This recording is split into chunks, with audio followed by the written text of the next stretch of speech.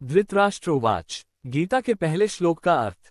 धर्मक्षेत्रे कुरुक्षेत्रे समवेता युयुत्सव माम काः पांडवाश्चैव किम कुर्वत संजय। 1.1। धृतराष्ट्र ने कहा, हे संजय, कुरुक्षेत्र में मेरे और पांडु के पुत्र जो युद्ध की इच्छा से खड़े हैं उनके बीच क्या हुआ। देखो, यहाँ धृतराष्ट्र पूछ रहा है, संजय से पूछ रहा है। स्वयं नहीं देख पा रहा, जन्म से अंधा है। यहाँ धृतराष्ट्र व्यक्ति के अज्ञान का प्रतीक है। व्यक्ति का अज्ञान ही धृतराष्ट्र है। ये अज्ञान जन्म से ही अंधा होता है। जब से हमने जन्म लिया है तब से अज्ञानी ही तो घूम रहे हैं, और इस अज्ञान की वजह से ही तो अंधे हैं।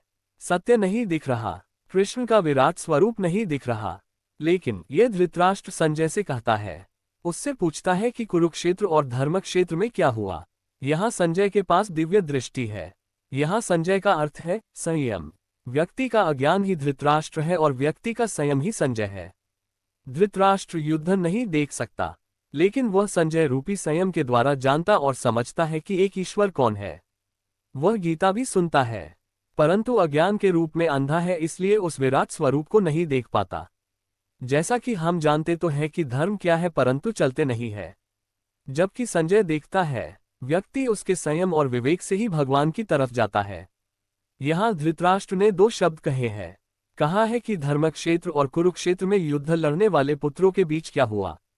अब एक बात है, यहाँ युद्ध कहाँ हो रहा है, कुरुक्षेत्र में या धर्मक्षेत्र में, और दोनों जगह युद्ध कैसे हो सकता है। परंतु इसका उत्तर 11वें अध्याय के पहले श्लोक से मिलता है, जिसमें श्री कृष्ण कहते हैं कि इदं शरीर कौन्तेय क्षेत्रमित्यभिधीयते एतद्यो वेति तं प्राहुः क्षेत्रज्ञ इति तद्विदः। 13.2। ये शरीर ही क्षेत्र है और इस क्षेत्र को जानने वाला ही क्षेत्रज्ञ है। अब देखो, शरीर क्षेत्र है, और जब इस शरीर में अज्ञान रूपी धृतराष्ट्र का वास है तो वह संयम रूपी संजय से पूछता है कि बताओ इस शरीर रूपी क्षेत्र में क्या चल रहा है। संयम रूपी संजय एक ऑब्जर्वर है, दृष्टा है। वे करते कुछ नहीं है, सिर्फ देखते हैं। यही तो व्यक्ति का भाव होना चाहिए। यही भाव हो कि मैं तो कुछ कर ही नहीं रहा, सब कुछ परमात्मा कर रहा है। ये भाव हो जाए तो संजय की तरह विराट दर्शन हमको भी हो जाए।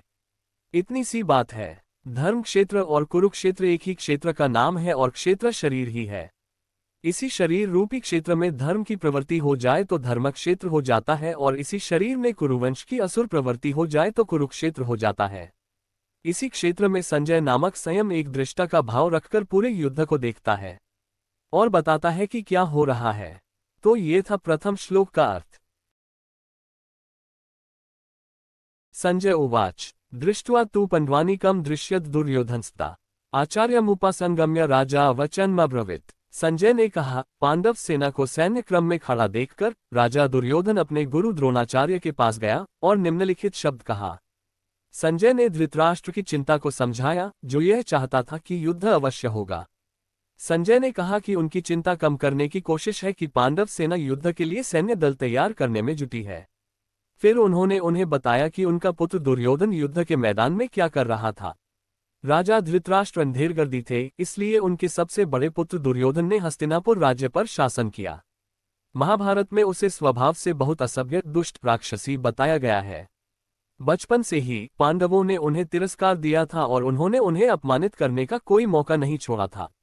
उनका कहना था कि हस्तिनापुर के शासन को बिना किसी चुनौती के पूरे राज्य से खत्म कर दिया जाएगा। हालांकि युद्ध के मैदान में जब उसने पांडवों की विशाल सेना को देखा तो वह आश्चर्यचकित रह गया। वह पांडवों को कम आदा था। वे जो सैन्य शक्ति प्रदान करते थे वह उनसे अपेक्षा करते थे कि कहीं और नहीं। दुर्योधन को अपने गुरु द्रोणाचार्य के निकट सम्मान की उपाधि दी गई थी, लेकिन उसका वास्तविक उद्देश्य स्वयं को कम करना था।